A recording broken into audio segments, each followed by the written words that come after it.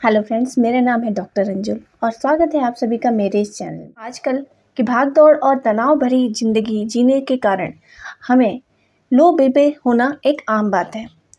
तो आज के वीडियो में हम इसे अच्छे से समझने वाले हैं कि क्या इसके लक्षण होते हैं जिनको देखकर हम पहचान सके कि लो बीपी की समस्या हो सकती है, और क्या इसके कारण हो सकते हैं जिनको हम दूर करके इससे बचे रह सकते हैं, और क्या प्रिवेंटिव मेजर्स या फिर क्या मैनेजमेंट हम कर सकते हैं जिसकी वजह से हमें ये समस्या कम से कम फील हो, और साथ ही होम्योपैथिक ट्रीटमेंट जिससे कि आप लो बीपी की समस्या को पूरी तरह क्योर कर सकते हैं।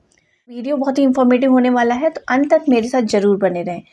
और अगर मेरे चैनल पे पहली बार आ रहे हैं या मुझसे पहली बार मिल रहे हैं तो चैनल को सब्सक्राइब करना ना भूलें और साथ में बेल आइकन को भी हिट कर दें, जिससे कि मैं जब भी अपना अगला वीडियो डालूं तो आपको तुरंत नोटिफिकेशन मिल जाए।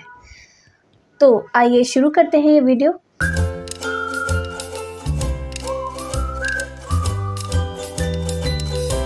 लो बीपी एक ऐसी कंडीशन है जिसमें आपकी जो रक्त धमनियां हैं यानी कि ब्लड वेसल्स हैं, उसमें ब्लड प्रेशर जो होता है वो सामान्य से कम हो जाता है। जब ब्लड प्रेशर सामान्य से कम होता है तो कुछ टारगेट ऑर्गन्स जैसे कि दिल, दिमाग और शरीर के कुछ और अन्य हिस्सों में जो ब्लड की सप्लाई है वो पर्याप्त नहीं हो पाती, जिसकी वजह से बॉडी को सिम्टम प्रोड्यूस करने लगती है। तो उसमें सिम्टम्स में सबसे जो मेन है जिनको हम देखते ही कह सकते हैं कि इसे लो बीपी की समस्या हो सकती है, वो है चक्कर और बेहोशी आना, और साथ में कमजोरी इसका प्रमुख लक्षण है। तो इससे हम समझ सकते हैं कि लो बीपी जैसी समस्या भी काफ़ी घातक हो सकती है। तो आइए जानते हैं कि आइडियल ब्लड प्रेशर कितना होना चाहिए। तो आइडियल ब्लड प्रेशर 120/80 को माना जाता है। जब भी हम ब्लड प्रेशर मशीन से रीडिंग लेते हैं तो यदि ये 90/60 से कम हो जाता है या 90/60 आ जाता है तो हम इसे लो ब्लड प्रेशर कह सकते हैं। आइए जानते हैं कि इसमें क्या क्या सिम्टम्स हमें देखने को मिलते हैं। सबसे प्रमुख है चक्कर आना, बेहोशी आ जाना, आँखों से धुंधला दिखाई देना, कहीं पे फोकस ना कर पाना, कंसंट्रेट ना कर पाना, और कन्फ्यूज़न जैसी कंडीशन आ जाए कि आपको समझ में ना आए कि क्या हो रहा है। कमज़ोरी बहुत ज़्यादा लगना कि हाथ पैर में जान नहीं बची है, और ठंडा पसीना आना पूरी बॉडी पे, और हाथ पैर ठंडे पड़ जाना, भूख ना लगना और सांस लेने में दिक्कत होना, जी मिचलाना और उल्टी भी इसका एक लक्षण हो सकता है।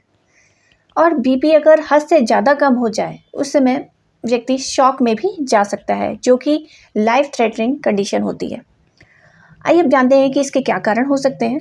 तो कारणों में सबसे पहले आता है टेम्परेरी कारण कुछ हो सकते हैं, जैसे कि आपको कोई ऐसी बीमारी हुई है जिसमें आपका फ्लूइड लॉस बहुत ज़्यादा हुआ है, जैसे उल्टी बहुत ज़्यादा हो रही है या दस्त आपको ज़्यादा हो गए हैं, या फिर ऐसी कोई पुरानी बीमारी जिसमें कि आपकी बॉडी एग्जॉस्ट हो गई है, तो उसमें भी आपको लो बीपी की समस्या हो सकती है। लेकिन जैसे ही आपके जो वाइटल फ्लूइड्स हैं वो रिप्लेनिश किए जाते हैं, वैसे ही ये समस्या ख़त्म हो जाती है। नेक्स्ट हो सकता है प्रेगनेंसी में भी कई महिलाएं लो बीपी की शिकायत करती हैं, क्योंकि जो बॉडी की डिमांड है वो बहुत बढ़ जाती है, जिसे हार्ट जो है सप्लाई नहीं कर पाता। तो उस कंडीशन में भी हम लो बीपी की समस्या देख सकते हैं। बहुत ज़्यादा स्ट्रेन करना यानी कि स्ट्रेस लेना, बहुत ज़्यादा किसी चीज़ का अचानक से कोई आघात लग जाए यानी कि कोई बैड न्यूज़ आपको मिल जाए, उस समय आप लड़खड़ा जाएं और आपका नर्वस सिस्टम काम ना करे, तो उस समय भी आपको लो बीपी की समस्या देखी जा सकती है। और यदि आप बहुत ज़्यादा समय से बेड रेस्ट पे हैं तो उसके बाद जब आप उठते हैं तब भी आपको लो बीपी की समस्या हो सकती है। तो ये सारी टेम्परेरी कंडीशंस हैं, इनके अगर हम कारणों को दूर करें तो हम लो बीपी की समस्या को आसानी से ठीक कर सकते हैं। और कुछ जो जेन्युइन कॉजेज़ होती हैं जिनकी वजह से हमें लाइफ लॉन्ग लो बीपी की समस्या रहती है, आइए उन्हें भी जान लेते हैं। सबसे पहले तो न्यूट्रिशंस की डिफिशियंसी, विटामिन B12 की अगर कमी हो रही है या फिर फॉलिक एसिड की कमी हो रही है, डिफिशियंसी की वजह से एनीमिया हो सकता है, और एनीमिया में भी आप लो बीपी फील कर सकते हैं। न्यूरली मीडिएटेड हो यानी कि नर्व्स के, जैसे ही आप ज़्यादा देर तक बैठे हुए हैं या लेटे हुए हैं, उसके बाद अचानक से खड़े होते हैं तो भी बीपी डाउन हो जाता है। एंडोक्राइनल डिसफंक्शन की वजह से या डायबिटीज़ या फिर थायराइड डिसफंक्शन में भी ये लो बीपी की समस्या हो सकती है। यदि कोई हार्ट डिसीजेज़ है उनमें भी आपको लो बीपी की समस्या देखी जा सकती है कि ब्लड में कोई सीवियर इन्फेक्शन हो गया है तो भी लो बीपी की समस्या हो सकती है, या कोई इंजरी हो गई है या एक्सीडेंट हो गया है जिसमें आपका बहुत ज़्यादा ब्लड लॉस हो गया है, उसमें भी लो बीपी की समस्या आ सकती है। या फिर इंटरनल हेमरेजेस हो रहे हैं बॉडी में, पेप्टिक अल्सर है, हीमेटोमेसिस है, इस तरह की कंडीशन भी हैं, उसमें भी आप लो बीपी की समस्या हो सकती है। यदि आप कोई ड्रग्स ले रहे हैं जैसे कि डायूरेटिक्स ले रहे हैं, हाइपरटेंशन की मेडिसिन आप ले रहे हैं, आपने डोज गलती से बढ़ा दी तो उस समय भी आपको लो बीपी की समस्या हो सकती है। या फिर आप डिप्रेशन के लिए कोई मेडिकेशंस ले रहे हैं, पार्किंसन डिसीज़ में आप कोई मेडिकेशंस ले रहे हैं, वो भी लो बीपी होने का मुख्य कारण हो सकती हैं। इरेक्टाइल डिस्फंक्शन के लिए मेडिसिन जो ली जाती हैं उसमें भी बीपी की समस्या आ सकती है कि लो बीपी हो जाए आपका। तो इस तरह से कुछ ये मेडिसिन्स भी जिम्मेदार हैं। और लो बीपी की समस्या है तो इसे डायग्नोज कैसे करेंगे? तो फ्रेंड्स, इसमें सबसे पहले तो आपका बीपी ही मेज़र किया जाता है थ्रू बीपी मशीन, उससे में पता चल जाता है। और अंदरूनी कॉज जानने के लिए आपके ब्लड टेस्ट करवा सकते हैं, ये जानने के लिए कोई इन्फेक्शन तो नहीं है, डायबिटीज़ को रूल आउट करने के लिए, हार्मोनल डिस्फंक्शंस को रूल आउट करने के लिए और साथ में एनीमिया को रूल आउट करने के लिए। नेक्स्ट है कि इकोकार्डियोग्राम और ईसीजी करवाया जा सकता है हार्ट फंक्शन और स्ट्रक्चर्स मॉनिटर करने के लिए। ये सभी टेस्ट कराए जाते हैं जब भी आपको लो बीपी की समस्या होती है। अब नेक्स्ट ये जानते हैं, अगर लो बीपी की समस्या है तो आपको किन बातों का ध्यान रखना है। आपको ऐसी डाइट लेनी है जिसमें कि सॉल्ट की मात्रा बहुत ज़्यादा हो, यानी कि नमक ज़्यादा मात्रा में लेना है। नेक्स्ट है अपने आप को हाइड्रेट रखना है, 3 से 4 लीटर पानी आपको पीना है यदि आपको लो बीपी की समस्या है। अल्कोहल को लिमिट करना चाहिए और आपको प्राणायाम प्रैक्टिस करना चाहिए, रेगुलर एक्सरसाइज करनी चाहिए जिससे कि बॉडी का सर्कुलेशन ठीक से बना रहे। जब भी आप ज़्यादा देर तक बैठ के या लेट के उठ रहे हैं तो लेग्स को थोड़ा सा चला लें, मूवमेंट कर लें, उसके बाद से फिर उठें और लेट के सीधे ना उठें, थोड़ी देर बैठ जाएं और उसके बाद से उठें। जब भी आप बैठ रहे हैं तो लेग्स को क्रॉस करके बैठें, उससे भी सर्कुलेशन में हेल्प मिलती है। और डाइट में अगर आप नॉन वेजिटेरियन हैं तो हैवी फैट वाले मीट्स को आपको अवॉइड करना है। आप एग, फिशेस और चिकन ले सकते हैं। जब आप सो रहे हैं तो अपने हेड की तरफ वाला हिस्सा एलिवेटेड रखें। स्ट्रेस को अवॉइड करना है आपको, इसके लिए आप मेडिटेशन और योगा प्रैक्टिस कर सकते हैं। ज़्यादा देर तक एक जगह पर बैठे ना रहें, थोड़ी थोड़ी देर पे चलें, वॉक करें और इनएक्टिव ना रहें। और अगर आपको खाने के बाद से लो बीपी की शिकायत होती है तो मील को छोटा करें और दिन में 4 से 5 बार खाना खाएं। यदि आप बाहर जा रहे हैं और अगर आपका एकदम से लो बीपी हो जाए तो आपको चक्कर आ सकता है और गिर सकते हैं आप और किसी अप्रिय घटना का शिकार हो सकते हैं। तो इसके लिए आप कर सकते हैं, अपने पर्स में हमेशा कैंडी या डार्क चॉकलेट आप रख सकते हैं जो इंस्टेंटली रिलीव करते हैं। कॉफ़ी और डार्क चॉकलेट्स जो हैं ब्लड प्रेशर को एलिवेट करने के लिए जाने जाते हैं।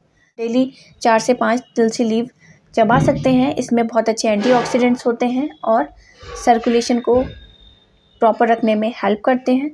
एप्पल और सिट्रस फूड अपनी डाइट में ऐड कर सकते हैं, कुकुम्बर ऐड कर सकते हैं जिसमें बहुत सारा पानी होता है। तो ये सब चीज़ें अगर आप छोटी छोटी बातें ध्यान रखते हैं तो आपको लो बीपी की समस्या बहुत हद तक मिनिमाइज़ हो जाएगी। तो आइए बात करते हैं दोस्तों होम्योपैथिक ट्रीटमेंट के बारे में। तो इसमें आप मेडिसिन ले सकते हैं। यदि आपको रेगुलर लो बीपी की समस्या रहती है तो आप टर्मिनल अर्जुना का मदर टिंचर और साथ में क्रेटिगस का मदर टिंचर यूज़ कर सकते हैं।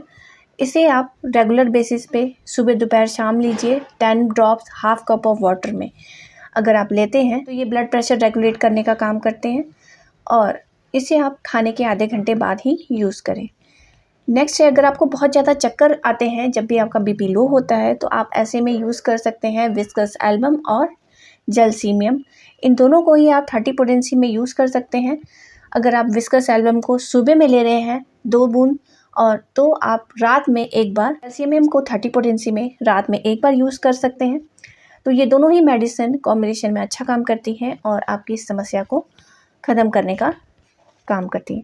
अब नेक्स्ट, अगर आपको ऐसा लगता है कि आपके पीढ़ियों से चला आ रहा है, यानी कि आपके पेरेंट्स को भी लो बीपी की समस्या है और आपको भी हो गई है, तो ऐसे में आप ट्यूबरकुलिनम 1 mg पोटेंसी में यूज़ कर सकते हैं 2 ड्रॉप्स एवरी 15 डेज़।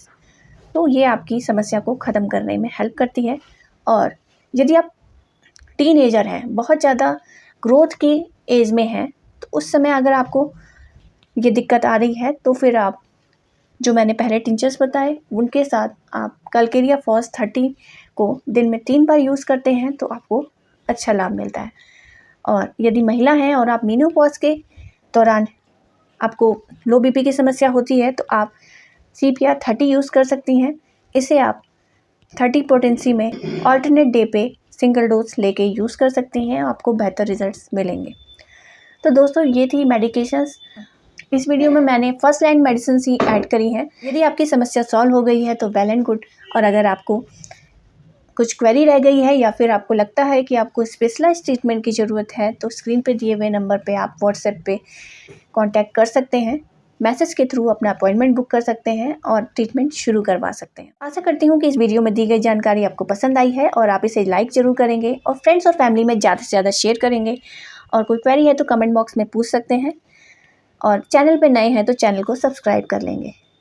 मिलते हैं नेक्स्ट वीडियो में। धन्यवाद।